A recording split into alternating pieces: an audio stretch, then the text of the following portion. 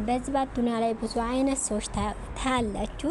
ግን በጣም ያንቺን ኦክሲጅን ለማሳጣት የሚሮጡ ሰዎች ታያላችሁ በህይወታችሁ ውስጥ። ይሄ በምትኖር በያን የሰው ደስታ ካላስ የሰው ደስታ ማያስደስታቸው ያንን ሰው እየተንፋሹን ለመቁረጥ የዛን የሰውዬ ደስታ ለመውሰድ። ግን ደስታ እኮ እና ኦክሲጅን የሚሰጠው አላህ ነው እንጂ ሰው አይደለም። አፊያም ቢሆን ደስታም ቢሆን እየሸይ ግን እናንተ እንዲህ ያላችሁ ሰዎች ለሰው ህይወት የሰውን ህይወት ተመለከቱ። የውስጣችሁን ሰላም ያጣችሁ ሰዎች ናችሁ እንዲህ ያላችሁ ሰዎች። በጣም ሚክላስ የሰው ደስታ ያው በጣም እኔ ቢል ለምን አልኖረ ብለው የሚቆላጩ ሰዎችም አይቻሉ፣ ወንዶችም አይቻሉ። ከላስ የሰው ውርቀት የሚያስደስታቸው የሰው ህመም ሆነ ምንም ሆነ የሚያስደስታቸው፣ የሰው ደስታ ደግሞ የሚያስጠላቸው በጣም የሚያማቸው ሰዎች ብዙ አይቻሉ።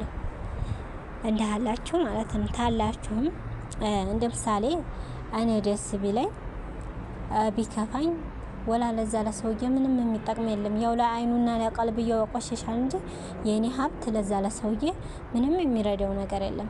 የኔ ማጣትም ደግሞ የኔ ውድቀትም ለሱ ደስ አለው እንጂ ምንም የሚጎዳው የሚጠቅመው የለም። ግን ታኔ ታጣሁት ወላ ደግሞ እኔ ተደሳሁት የሱ ህመም የሱ ውስጡ ያኔ ቅናቸው መንፈስ ሰላሙን ያሳጣው እሱ ነው። ሰላሙን ያሳጣው እኔማ እየኖርኩ ነው። ፈጣሪ እንደሰጠኝ ፈጣሪ ነው የሰጠኝ እኔ ነው የሰጠኝ ብሎ እንደህስዲና እኮ በጣም ከባድ በሽታ ያለ ክላስ የሰው ነገር የሚያማቸው እንደው ደስታ የሚባል ስለማንኛውም ሰው እንዲደሰት የማይፈልጉ ሰዎች ብዙ አሉ።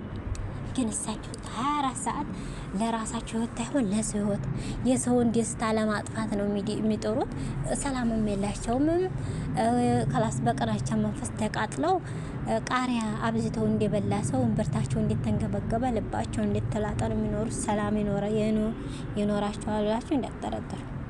ክላስ እውቀትም ቢሆን ሀብትም ቢሆን መውደቅም ቢሆን እየሼ ቢሆን አፍያም ሆነ በሽታም ሆነ የሚሰጠው አላህ ነው።